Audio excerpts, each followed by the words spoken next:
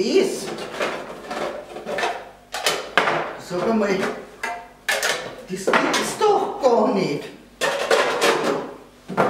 Wo sind denn die ganzen Plätze hingekommen?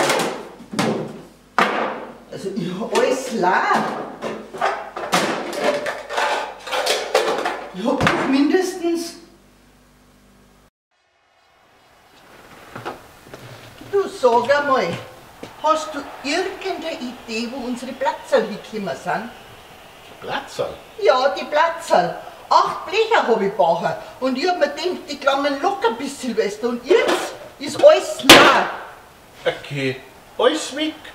Stell dir vor, alles weg. Und du hast nicht zufällig irgendeine Idee, wo die hingekommen sind? Ich? Wie kommst du jetzt auf das?